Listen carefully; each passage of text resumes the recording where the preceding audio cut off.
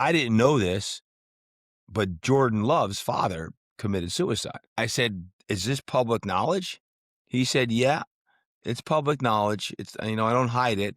I haven't gone out and really shared a ton about it, but I said, man, Jordan, I said, I'm so sorry to hear that, but think about the number of people that you can impact by you sharing the story. Because whether it be a father, whether it be a kid, you know how many kids have lost parents because of suicide?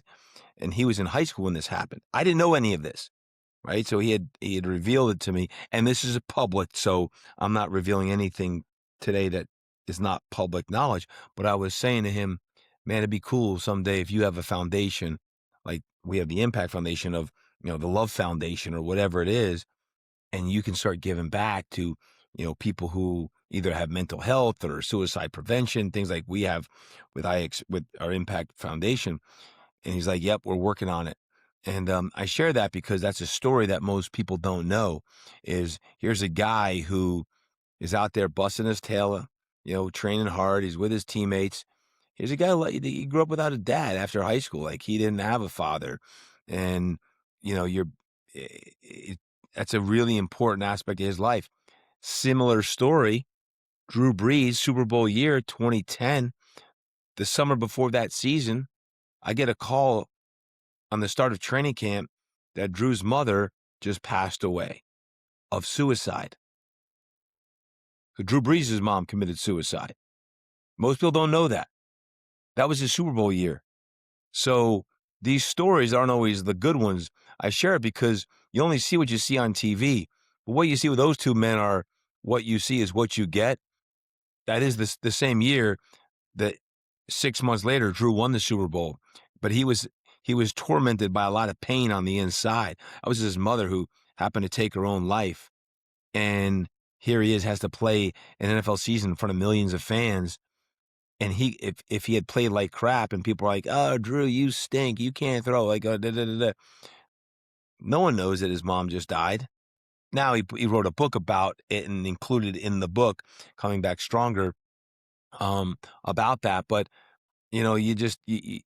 I've had an inside look at some of this stuff. And I see these men as real men like anyone else with their own set of personal problems. Everyone's got something, Nick. Everyone's got something. On the outside, you see people on TV like, oh, man, isn't he lucky making $50 million a year? Yes, he is. But guess what?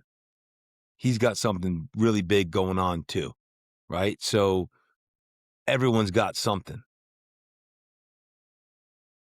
I mean, first of all, thanks for sharing that. Second of all, so the reason that I wanted to ask you about these, about stories that you might have from these athletes is because for the very reason that you just laid out, where we see them on TV, and that was my impression for a while. I mean, I even admitted to it. We see them on TV. We just see them as players who are playing the game, and if they mess up, it's it's this big, huge thing, and our team loses, and naturally we're all selfish. So then we go to social media and berate them, or in our inner circles we're talking poorly about them, and all this stuff.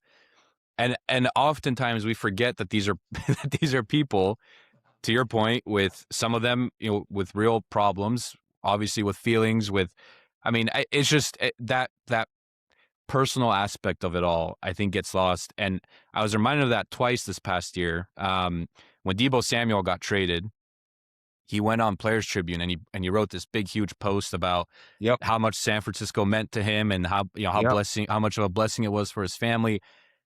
Meanwhile, 3 months earlier, I certainly did it. I was like, hey, what's happening with Deebo? Why is he not performing? Oh, he looks fat. He could lose some weight. And then after reading that article, I almost felt bad, in that moment, because I was like, damn, here's a guy with real feelings who called San Francisco home, who was fighting through some of his own personal stuff. Another example, Charvarius Ward, our cornerback, his newborn daughter passed away in the middle of the season. Yep. And he openly came out and said that one of the main reasons why he wanted to leave San Francisco was there was just too much PTSD associated with the team, with the area, with the passing away of his daughter. And it just puts things into perspective, right? Because here I am complaining about Charvarius Ward maybe allowing a 9-yard slant. Meanwhile, True. his newborn daughter passed away, and I'm sure his mind was not right during the game. As I mean, nobody's mind would be right after something Right. like that for at least a Right. period of time. Yep. So that's the reason I try to bring out these stories, because I think it helps people understand and gain that appreciation that, hey, yes, they're playing for your favorite team. Yes, winning feels good. You want to brag to your friends that your team has the most Super Bowls, or that your team is on top, or whatever, that you have the best player. But guess what? At the end of the day, like, these are players with families and with real stuff going on. Yeah.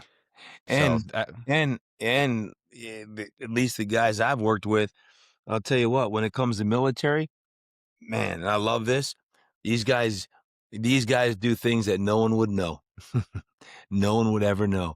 And I mean, this goes way back to when we started taking our guys once a semester or once a summer out to the military bases, and we'd have a practice out there, and we'd have the fields lined with all the military military men and women and their families.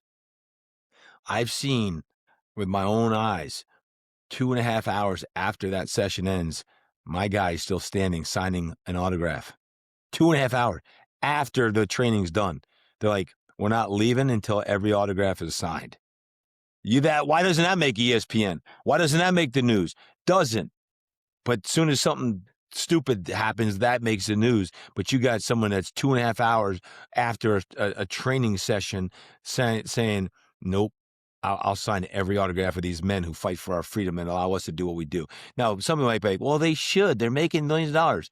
That's not in their line of duty that they have to sign everything. That's just because they're good men who want to do good because they appreciate and respect our United States military. And I've seen it for years and upon years of they will not let a single military man or woman go with an unsigned either jersey or an autograph, period. And like those are stories you never hear about. And I'm like, man, this is good stuff.